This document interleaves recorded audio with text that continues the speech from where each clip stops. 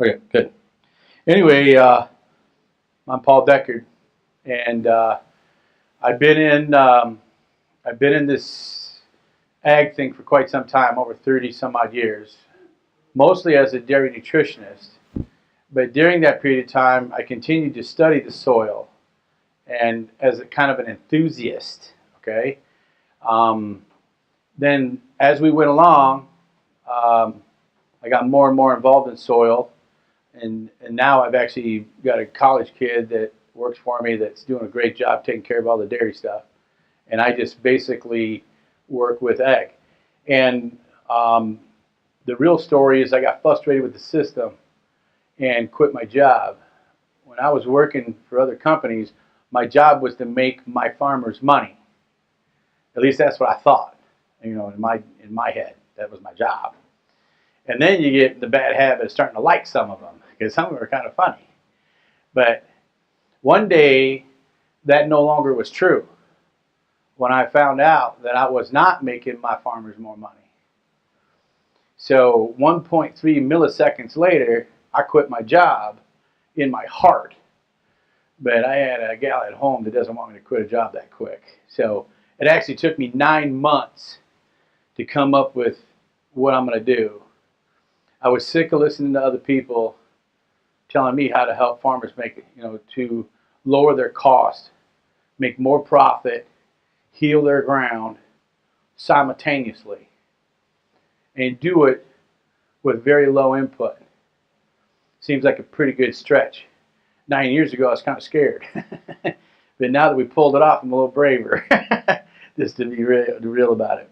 So I want to go through this PowerPoint with you guys and gals that it's going to get backed up after lunch with the science of it. And here we go. So part of what I'm talking about is nitrogen, phosphorus, sulfur, carbon, and potassium are all being cycled by microbes. All of them. All of them. And those pictures there, I did not draw those. I did not make those. I actually stole them off the internet. So if you're one of them that actually does that, I probably owe you something. But why did I do that? Because I wanted you to realize that I'm not the only person who believes this. If I make everything, then it's all about me. And it's not about me. It's about the farmer. So I wanted you to see that there's diversity in what I'm doing. Diversity. And now, 9 years later, we know this recycles. We know phosphorus recycles, sulfur, carbon, and potassium. And on top of that, you're going to find out today that you did not deplete your soils. You shut them off. And not only do you have a lot of nutrients down there, but as your organic matter goes up, so does your numbers. So here we go. Out west in South Dakota, this particular situation took place. It was a university-driven test over a 13-year period that was actually written in this article by a PhD out of Wisconsin. How'd I do, Pat? You did good. Okay, thank you. Anyway, so what they were testing was synthetic fertilizer against manure. I believe it was hog manure. And so they only grew their crops on manure and synthetic. So there was no manure where the synthetics were. And here's just some points that I want to bring out about the article. The soils were running between 638 to 761. And the pH stayed the same. This is over a 13-year period. Stayed the same. pH stayed the same with manure. Organic carbon went up 27%. Well, we don't even talk about carbon. Why is that important? It's actually what your microorganisms are transporting around, eating, making other minerals, making other nutrients, and doing all kinds of things for your plant. And it eats carbon. Okay? So that went up 27% in 13 years. Total nitrogen went up slightly with manure. Okay, and that's on the test that you see today. You're going to find out some things about nitrogen today that rock your world, especially if you don't know us. Anyway, The reality is, in the way we sample it today, it went up. Not us, not the way we sample it. And the pH went down 5 to 5.1 and 6.97 with fertilizer. So those two numbers that we saw earlier both went down, and only on the synthetic fertilizer side. And then this is also important, your stable aggregates. We're going to give that all kinds of different names out in the real world where we call farming. So your organic matter, caking, all those things are actually legitimately called stable aggregates. Okay? So just so we can make the connection there. So that went up. And the water stability went down on the regular fertilizer, synthetic fertilizer. Okay? It went down over that period of time. So your land is losing its ability to hold water and let it go. It either goes all the way through or it clogs up and you got water that, okay, don't say it that way, Paul. You got water, a lot of water that you can't get rid of. Our H's are climbing. H's are climbing. Why? Because your aggregates went down. They were your exchanges. That's where you exchanged. Okay? And with manure, remember, this is hog manure. We're not mad at hog manure. I'm just making an emphasis that it is manure and it's liquid. They went up with manure. Okay, the one thing they brought into as far as a downfall of manure was electroconductivity. Okay, so that's the only thing they found wrong with manure. Okay, and it's not toxic. Manure is not toxic, by the way, for anybody from the city in here. Manure is no more toxic than water. If you go 8 days without water or vodka or anything else, you're going to pass away. Your biosphere no longer can exist. If you go with it 2.5 minutes to 3 minutes over your head, depending on how athletic you are, so I'm like 1.5 minutes, over your head, you're going to die. So somewhere between 1.5 minutes, but somewhere in between that in 8 days is the right amount of water for your biosphere to continue to function. Your ground is the same way. Manure is not toxic. It's not. It is overabundant. Too much in some cases. Not everybody does that. But when we do that, that's the problem. That's why we compost. So in ushers in 9 years ago a product called Calcite Turbo. I think it was DTA Cal back in the day. And this is actually called DTA Cal Turbo S. And what we have today, what it has changed into from the very beginning is a blend of calciums. I believe there's five different sources of calcium in Calcite Turbo S. And calcium oxide, calcium hydroxide, calcium sulfate, calcium carbonate, and calcium calcite. All 5. And then obviously some sulfur. And our feeding rate is about 500 pounds an acre on manured or green manured crop. I figured it would do that. I'm gonna stand over here. Anyway, and compost treated soils. So we can put on 5. We don't put this on just dirt. Because the compost, manure, compost, green manure crop, all bring CO2, living CO2 to the ground and carbons to the ground that are very, very crucial for the recyclability of your microorganisms that live in your ground. We put structure into this. I'll talk about it later, so I'll just go with that. Anyway, so this is a light mix on top of it to keep it activating. And every time you do this, we're laying down a layer of structure and things of this nature in your ground. And not only that, and Calcite Turbo S Organic. We have a full line of organic. It was by default. It was not what I was pursuing. True story is, I had an organic fella that helped me figure out some of this early on, and I can't remember that person or where he lived.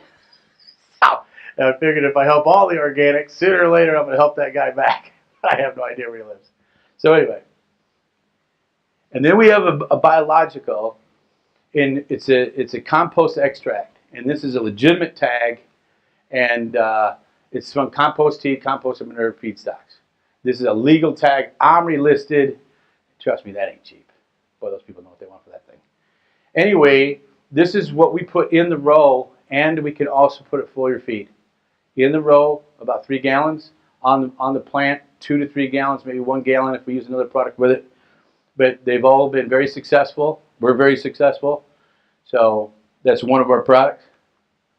And in the living carbon, what we have come to for our program brings more elements to one guy, minerals to another guy, but the same wordage to the party. We know that these elements are being used to finish your corn, finish your beans, to heal their plants, to heal themselves. And so these are light amounts of minerals and elements that we're putting in the ground. And one of them, as you can see, is in there is carbon. Of course there would be. It's a compost extract. So with a couple other things in it. So here's even more of the trace elements that are in there. And I want to go right here to rubidium. I always stop right here. Rubidium. This is a compost extract. The compost came from poop. The rubidium was in the poop. Why does anybody care, right? Well, let me tell you why. Because we are convinced, I know I'm convinced for sure, rubidium is the trace element, ultra trace element. That is, what does he call it, a cofactor? Anyway, that is being used by the enzyme that is transporting potassium to your plant through a signaling of from the signal of the plant to your mycorrhizae. Mycorrhizae sends it out, brings the potassium to you, and rubidium is the guy behind the steering wheel driving that enzyme to your plant. Your plants never did grow to the mineral. The plants send a signal to bring the mineral to the roots. That's how it really works. I know when I found that out, it frustrated me a little bit, because I kind of thought it was the other way. Rubidium. So, when potassium is not moving, why does Paul not like high H water in your soil? Where the water's not moving, your H's are getting too high, hydrogen, too high. You've got hard pan. I'm losing my air. And it always seemed like I had to feed more potassium when I ran out of air. And especially in the dairy industry, when you get on the backside of the second year and your ground starts to lock up. And the alfalfa is not pulling up the potassium it used to. Okay? And so in my mind, I'm running out of air. So aerators and things like this helped a lot. So, but I can never figure it out chemistry-wise, and neither could my friend. And because there is no association. What we didn't realize is the association was to rubidium, to the enzyme, and the enzyme was aerobic. Therein lies the truth. That's why having air in your soil is important for you to not buy potassium. Because later on in the show, you're going to see you got a lot of it. Right? But you have to wean off. Don't go home and just do this. Please. You need help. And then we're still on that liquid. Still more minerals, more elements. Okay, and then this is living carbon, organic. So it's just a tag, and I have been corrected. Then in the very beginning, we had a certain kind of compost that averaged about 68 pounds. Well, now we know that there's lots of different composts, and that number is all over the board. So I cannot commit to that number anymore. Because if I use turkey, or if I use beef, or if I use high fibered, or if I use mostly manured, that number changes. Okay? But it is a nice looking tag, so we're going to keep it. Plus I need it for labeling. And then this one is the gift. This came on late in the game last year, but we got it finished. We got it out on 800 acres. And what it is, it's a foliar feed. It's a foliar feed only. It's the only place we're putting it. It buddies up with Liquid Carbon, LLC. Really, really nice. Out of the 800 acres that we did, we had very good success. And did I analytically do it perfectly like everybody else? No. I just know that the farmers are buying a lot more of it back, and they told me their bushels increases, and it was a pretty good jag. And I had a couple people that were flat. So mostly it worked, which is how we did everything. In this particular bottle, 1 pint per acre is 72 elements. And what is the definition on here? Where does it say cofactor on here? Worm casting, blah, blah, blah, blah. Microbial enzyme cofactors means that they're the steering wheel on the enzyme. They're the truck driver, bringing mineral to your roots that your plant sent the signal to. And if you're killing your mycorrhizae with fungicide, you may want to slow down doing that because it is your signaler. Just keep that. Look it up yourself. It's right next to being able to hunt Sasquatch, but it is true. Read more about what you're doing. You have information available to you all over the internet. You just got to figure out what school you want to listen to. That's all. But I'll guarantee you that we're right. You'll figure it out for the ones that want to go through the work. Now, that's a lot of mineral. There's all kinds of them in there. And actually, I bet Lawrence names a bunch. He'll tell you about them. I just know they're in there, and there's a lot of them. And we have the essential oils, minerals, all 7 of them in this program. All 7. All 7. He can do that. He's the scientist. The other product we have is Soil Release, which is a humic acid, and it is a worm casting extract. Now, I know the conventionals might get a little rammy on this and go, oh, I don't need it. No, yes, you do. This is how we got, this is more mineral again. And it was in the worm casting extract that we identified crystals for the first time I've ever seen it. And it came out of the worms. So they make some pretty cool stuff too. So that thing is alive. All right. I go down these pretty fast because they get a little, the scientist is here to go through it more slowly. But I just get right to the point. What these are is these are the samples. So these 2 stars is 276 samples. I believe those numbers are up from that, from the last time we did this. 63 fields is the 1 star. What you're going to find out today is that your soil sample that you get today, the one that you've been getting for 30 years, and they keep changing how it looks, they didn't change their math, is hoopla. It's human opinion. It's just somebody's opinion. Period. That's what you're going to find out. Because this is what you really own. And you got to double this number. This is on a lot of soil, and the organic matters, I think, we're running about 2. So you people that have 3, 4, blah, blah, blah, organic matter, 5, they're even bigger than this. You take this number right here in your head, and you double it. And that's how much nitrogen you have in the top 8 inches of your ground.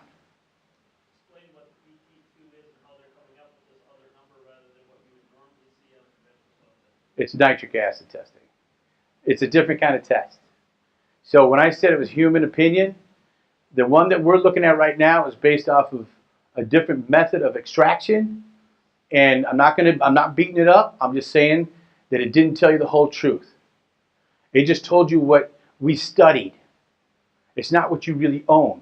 So in my opinion, you didn't mine your soil. You didn't. You just shut it off synthetically. And over a 2.5-year period, we've learned how to turn it back on. So here's what you really own. The PT2 is a nitric acid test, which is a lot stronger than your P2 that's on your P1, P2 that's on your deal, and we'll get to that. So you double that, it's close to, it's over 3,000, or 1 ton, it'd be, 3 ton, 3,500. 3,500 pounds of nitrogen in the top 8 inches. Does anybody else want to learn how to recycle as opposed to buying lots and lots of stuff you don't need? We still sell a lot of, we still work with a lot of nitrogen. The genetics is not allowing us to abandon nitrogen. So we're going to just do it better, more efficiently. Okay. Then you got 970 on K, double it.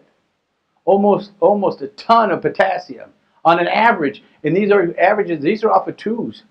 2 organic matter. And I know I'm in Minnesota, so I know you're not 2s, unless you live in a river bottom. Well, the whole state of Wisconsin's a river, so here we are. So, and then your phosphorus, 494, over almost 1,000 pounds. And we're buying how much a year? Just talking to you. And then these are the calcium. That's a lot, more than you see on your deal. Magnesium. I mean, that's just. And then look at some people say, I think our problem is I have too much iron. Well, thank God you didn't see the PT2, and you'd find out you have iron. You can't believe it. But trust me, if you take all the iron out of your blood, you're going to die. Right? So anyway, what I'm saying to you is this. We may want to rethink that. Sulfur is the same way. All right. So this is what you get to see on your soil test from the laboratory. They're not wrong. They're doing their method right, but it's their method based off of human opinion. And they do it right. This is what you really own. Maybe I'm only the one frustrated with that. Being mostly Norwegian and don't want to spend no money. That's a problem. Phosphorus, same thing. This is what you get to see. This is what you really have. Any questions? No rebuttals? Nobody mad? So what I did is I took a soil sample, and this is one of my clients, and here's where he's running on. Here's where he's running on P2. Here's where he's running on K. Here's where he's running on organic matter, which is better than 2. Okay? Look at these numbers. Look at these numbers. They're huge. As you get your organic matter figured out, heading in the right direction, you are not mining, you're growing it. Well, how can that be? Man has to do that. Well, not necessarily. Actually, the bugs do it. We just got in their way. So, this comes to this. I don't know how many people in this room have soil that looks like this. Oh, go ahead. Well, I was going to ask them that soil test. Can they use the same sample? Yes, right out of the same bag. Same bag. And you, nope, you just ask for it. They pull it out of the same. So it'll be that soil. Here's what you get to see, and then here's what you really have. So the really have costs $22 more than the one you normally see. But I think what we try to promote is that if you were on if we're on all your soil, that we take one field and run a PT2. One. And we just keep doing that along with the regular sample so that you can see as it grows that this is what's happening. Or you can spend the $22 and get it done. It's up to you. But it's cheaper to do it the other way. So calcium, whenever you see this, your calcium to mag ratio is out of whack. Your calcium is not being used and your magnesium is too strong, or you just don't have enough calcium or whatever. Okay? And you get this caking, the sharpness of soil, sharpness right here. Okay? What that is then is the soil is just not alive. I think that root right there is every bit as old as me. I mean, I ain't young. So what's really cool is it looks like this would take a lifetime. Your rain, when the rain comes down, it's not going like this. It's coming down, hitting this, and going this way to the creek, to the Mississippi, wrecking my bass fishing. So we want this to go in. This is not allowing it to happen. So our company stays really dedicated to making sure that ratio is good. You know, that we get enough, calcium to magnesium ratios. We try to make sure they stay in line. That's not always easy. It's a little hard because we don't want to over-apply. What we've been doing so far is over-applying. So far. So this is that same, by the way, the same pickup bed too. It's the same pickup bed. But this is the same field 2 years later on this philosophy. No magical dust. We mechanically went out and ripped that field with a shank 21 inches deep. No shovels, no wings, frog feet, whatever you want to call what's on the end of your shank, other than a cap. So all you're doing is cutting, slicing through. That's all you're doing to break the hard pan that was in this field. Okay, just that. Then we hit it with compost and our system of calciums and structures and stuff like this. And at the end of the second year, we have this. Everybody in here, most everybody in here is a farmer. And I'll guarantee you, you all see the same thing I see. That's a huge difference, isn't it? Huge. And by the way, he gave us 500 acres for the trial. Today, we're on all of it, which is close to 12,000 acres. And he owns about 50. But the rest of it's kind of pasture beyond that. It's a lot. He's a big farm. This is our goal. We want to be able to go out with a shovel and dig stuff up, and we're full. Look at all the roots running around in there. We want your ground needs these organic acids to continue to build your soil, to build these things that are necessary for life in the next generation of crop. That's the truth. This was actually down in Texas, so that's why it's up there. Good luck getting something in Texas to look like that. But it was this system, but it was 5 years in. It took that long to get Texas to get the giddy up. You guys ought to be a lot quicker. We got a little better farming up here. Okay, now that's roots. But unlike all the other people that sell minerals, I'm not going to lie to you. We grow a lot of stuff in sand. And sand is very easy for roots to grow through. Does that make sense? If I get into compacted soil, high CEC, hard pan, all these things, we don't get this. But when she doesn't have if she has not a lot of resistance, then that root will go out further for water and exchanging and signaling, okay? There's people I know in this industry that would take that and say, well, this is what our stuff does to your roots. I'm not that silly.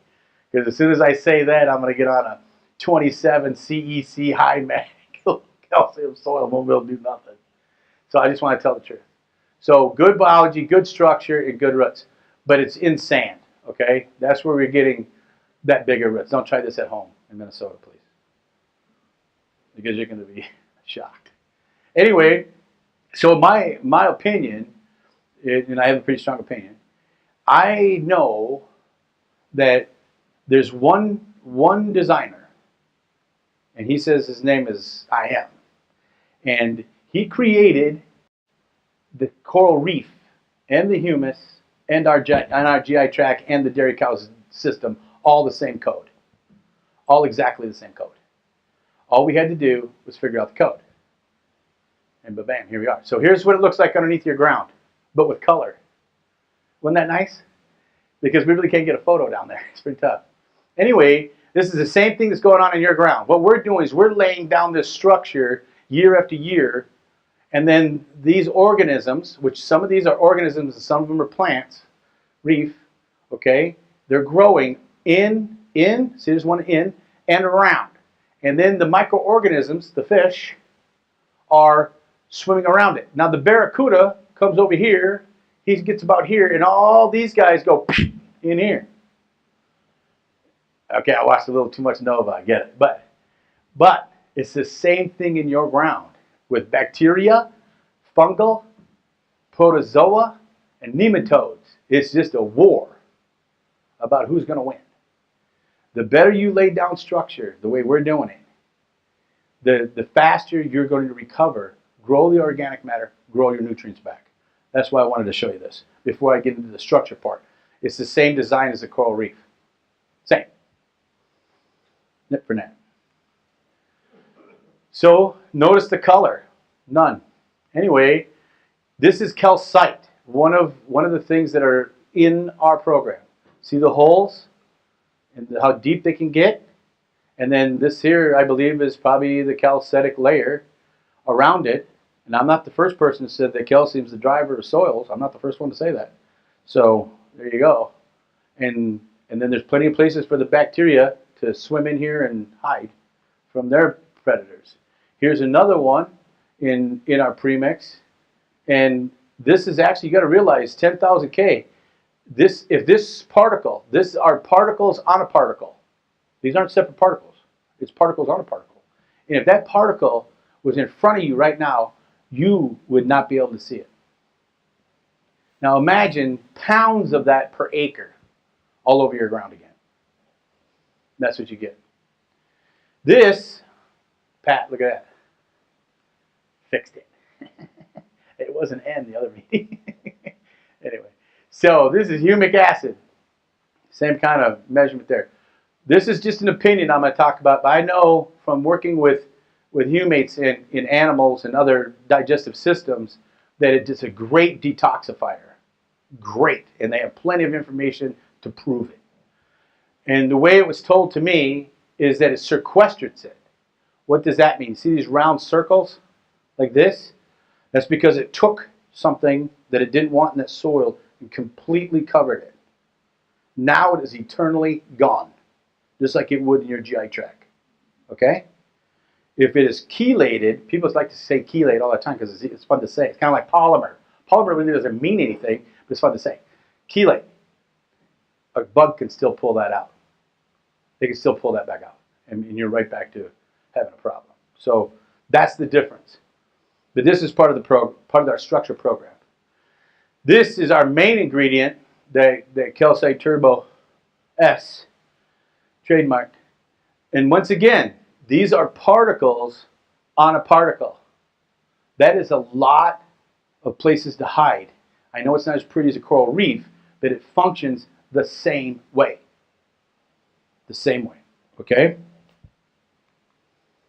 And here is a liquid, our liquid system humic substance. That's right. That goes through your nozzle. Looks pretty big right now because it's really blowed up. But what we're showing you, we do put structure humic products in there for this reason, so that in our biological, as it's been sitting there on your farm for too long, instead of using it up and buying more from me, it has a place to go and get into and just be dormant. Okay? That's what that's for. Here's what we do. Here's what we do as agriculture. This is ground limestone. And it's a lot bigger, and these are dense. They're not holes. They're dense. That's not structure. That's just a chemical reaction in your soil. If your ground's acidic, it will help break down this calcium, but trust me, it still takes a long time. It does work for buffering. I'm not going to say it don't, but not like ours. Here is the other great idea, is a lot of people, especially on the organic side, have gotten sold on gypsum, rock gypsum, not gypsoil gypsum. Okay, they're different. And we have a sim of that. Look at all the smoothness, all this. The reason that your kitchen and your wife is cooking in a kitchen, or you are, whatever that goes on at your house. But anyway, the reason that's nice and smooth is so that you don't get bacteria in your food, because they can't exist on it very long. So when you're codependent of rock gypsum, you are actually paying way too much money for whatever you're buying, because that's not structure. Okay? This is my competition. Gypsoil's competition, really. But anyway, Lawrence and I were picked to find out if it was worth anything. The samples, when you take a sample, on the sample, the two gypsums look exactly the same. I already showed you the one before, all the structure that's in it. Look at this. I'm back to countertops. You cannot see this 4,000 K. It almost looks like a pile of boards. Okay, there is some holes. I'll give you that. There is some holes, but that's too much smoothness. That's not structure. That's just a chemistry application. So we actually look to make sure that when we buy and we're selling to you, that we're doing our math and taking these photographs to make sure that what we're working with is real. Now, Carl's not in here this time, is he? Anyway, so here's where I'm at. If I'm hired to make you money this year, and you're a cover cropper, and you want to break an 8-inch hard pan that's thick, and you want me to do it this year, not only can I not do it, but neither can anyone else. This is what I get. Boop, boop, boop, boop. Okay, you need to make money this year. So I go back to subsoiler to break hard pan. It moves the least amount of dirt. I'm not saying it's the only tool you can use. There's all kinds of tools you can use. But I'm just saying this one goes down deep and get air channels. Then put in a cover crop. But this is not success. Not that year. It still has a hard pan.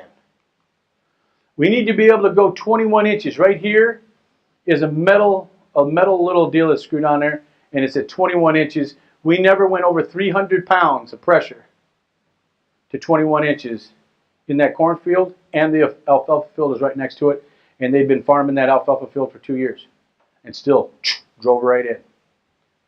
That is not easy to do. It takes a little while. This is actually a 5-year-old, 6-year-old, I think, when we did this, 5-year-old. I don't know where Nate's at. I think it was a 5-year-old. He'd been on the program 5 years. It's the smallest one, the smaller one. Yep. The other one, I'm not sure what do they use that? Peat ground? I don't know. Popcorn? That's how you break them. Yeah, especially if you put 230 on them. So anyway, they're too cheap to be breaking, so I put the little one on there to save money. It still gives us. It still gives. The little one, you're looking at the inside of the dial instead of the inside, right here. Yeah, inside, and then here's the outside. I've never used the big one. Never. I've never seen soil that can do it in.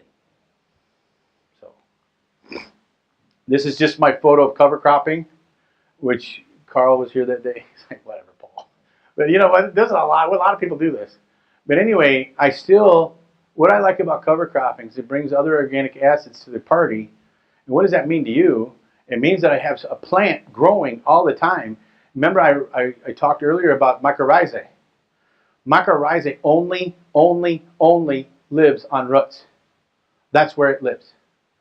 And if you want a really good signal, you want really good healthy stuff, learning how to cover crop in Minnesota, I think after you get your ground working to where it actually does dry down again, then it'll probably work. But just so you know, having this diversity of organic acids is really beneficial to your ground. And when you get too far away from a line, too far away, too expensive, actually cover cropping can be the antidote. Because your calcium levels are very high. You just haven't seen them. You just see what you see on the hoopla sample. I mean, the human opinion. I didn't mean that. So you have a lot of calcium, just saying. This is what we would like our ground to look at. I think somebody drew this. This is too perfect. So I don't know. This could be some kind of computer. But it does look really nice.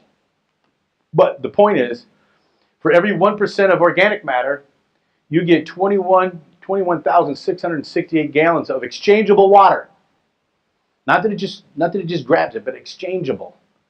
So every organic matter percent. So if you're sitting at 4, that's an 8-inch rain that you can absorb. Can you absorb an 8-inch rain today? Well, not today, it's frozen, but you know what I mean. Think about that. Does your ground move? Does it get all soupy, or does it actually absorb it in? That's an 8-inch rain for organic matter. Are you doing that? Be honest with yourself. If you're not, you really need to be listening to this program. But I just said the same thing I did. Okay, here's something else. We've been doing this type of sampling for over 30, 40 years-ish, blah, blah, blah. Our kids go to college. They learn about all the minerals and what they do. And how many years later, we're just doing this thing and realize that, well, we knew that chloride is extremely water soluble or hydrophilic.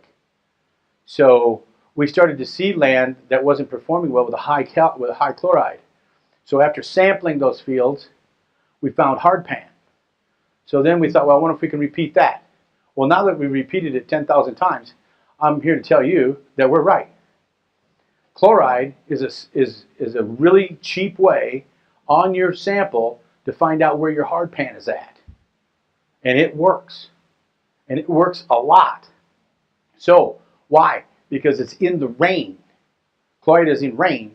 And so when it goes into your ground, once it's dissipated back into your crop or it went down, it's gone. But if you have a hardpan, the chloride stacks. So where that stacks, we know you have something clogging it, not letting it go down. Okay?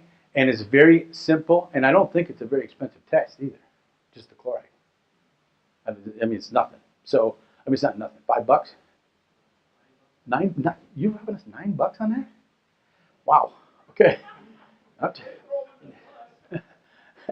Well, aren't you the one that sets the prices? we, you know we love you.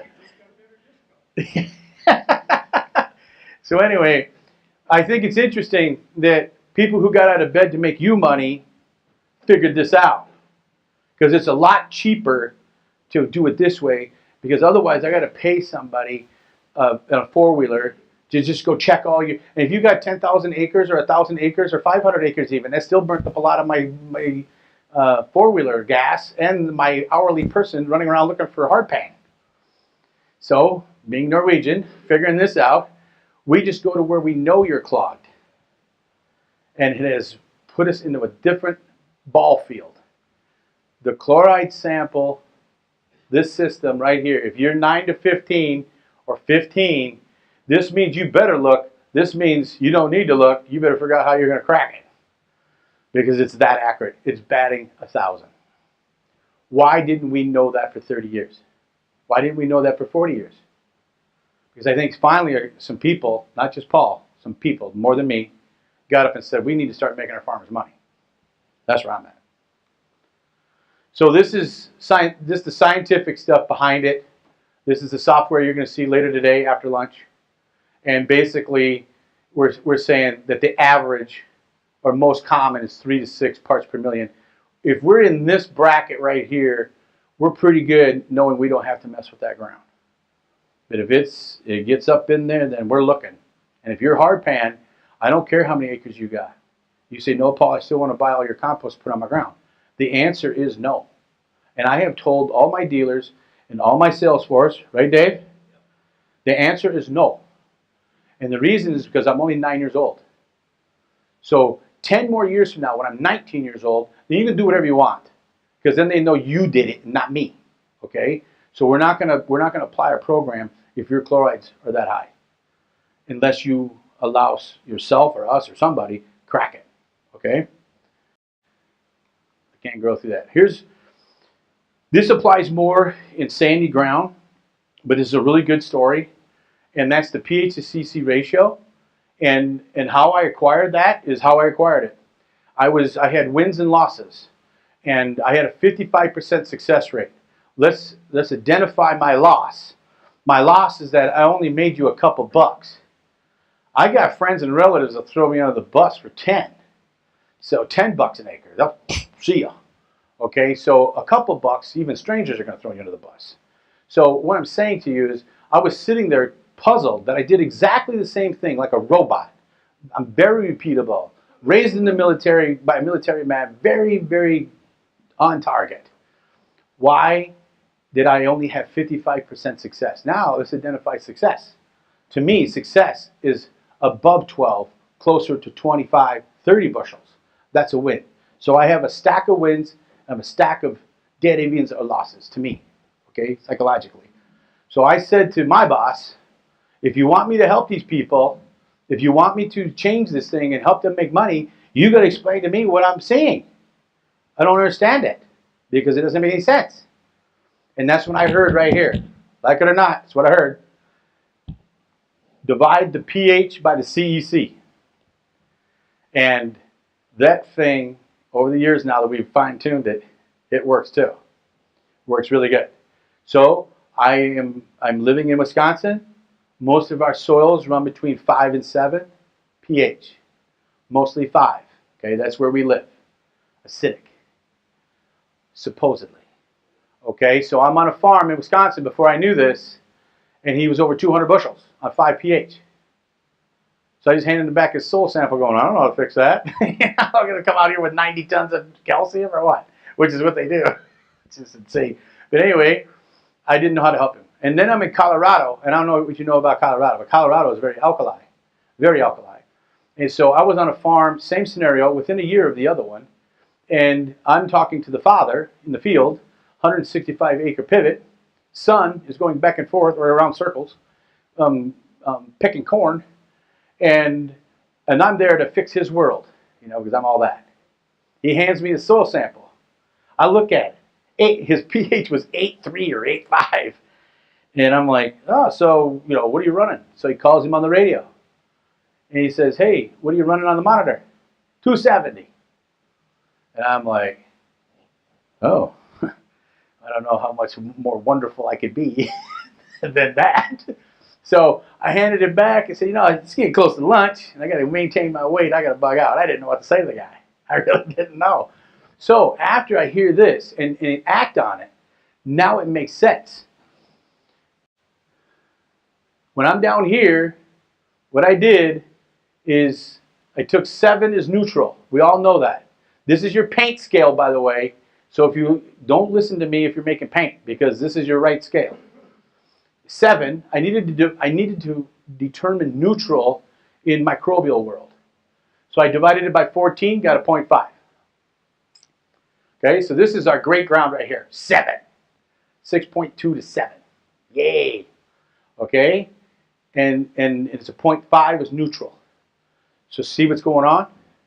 When I was in Wisconsin, we're liming it like crazy. If it's a 10 CEC, it's neutral. So if it's a 7, 8, or 9, which a lot of it is, it's alkali. Guess how many people are not liming in Wisconsin today, 9 years later? Not near as many. And we're growing a lot better corn. Okay? Same thing with 6. Here's the guy in Colorado, 8. But his CECs were higher, and he had neutral ground. Didn't know that. Okay? I got good news for Minnesota, though, here in just a second. Anyway, so it coincided with what I was taught, 6.4 to 7.2. pH was my best opportunity for growing corn back in the day. Best pH. Okay? In this scale, it's 0.45 to 5.2. In the biological scale, we have not changed the pH scale. We just changed it for the microbes as a guideline, okay? So nobody needs to write me letters or anything like that. 0.45 to 0.52.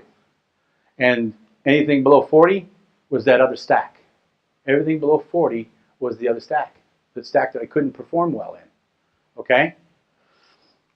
Now, years later, 2 years ago, and just the way it happened, we were starting to see this a little bit. And then I have a really good friend that lives in Minnesota. He comes to Wisconsin. He's got several thousand acres. And he is like, he buys my compost. He won't tell me what he's doing with it. And until this last year. And he's got 4 fields now that are over 300 bushel. Would you like to know what he's doing? So would I. But he's kind of tight-lipped. But he is using a synthetic program with our compost program. Okay? And yes, he sits right in my house. He drinks my beer, eats my food, and he still won't tell me. So there you are. But anyway, now after many more fields, we have come to this conclusion. And it got backed up with science later. 4 organic matter. Now let's identify organic matter. I'm going to call it humus because that's what we really should call it. If your organic matter has roots in it that have not been digested for a year and a half, then your organic matter is broken. It's not working. Okay? So I'm talking about organic matter that does not have residue in it. And it's from 2 inches to 6 inches, 4 inches thick. If you have roots in there that are a year and a half old or older than me, you're broken. And we need to get it back up and running. Okay? So that's the 4% I'm talking about. Not just residue that you put in the ground yesterday. Okay, that don't work. Don't think the guys ain't sitting there picking all that out. They say they are, but they pay those kids way too much money to be picking out that stuff. Anyway, there is a difference. So we used to go all the way to 11 organic matter on the scale and what you had for value on organic matter. Something happens at 4. I'm not sure what it is, but now I have people that are way too high in CECs, and their ground is showing on the scale acidic, but everything works just fine. Like there's nothing wrong. And Lawrence will back it up later, right? Yeah. Anyway, so I didn't know that, but all I knew is what was happening. So there used to be numbers here. We just erased them. Ding, ding, ding, ding, ding, ding, ding, ding. Because right in here, something happens to your ground that we don't really understand other than it took over. That's all we know. And it no longer is a acidic issue for CECs. Okay? Any questions? Arguments? Throwing rocks? Nothing? Okay, this gets to this. Here's what I like. You know, this is the Rick Haney. Rick, it is Rick, right? Yeah, Rick Haney. Okay, here's why it's up here. This is one of our 6-year-olds.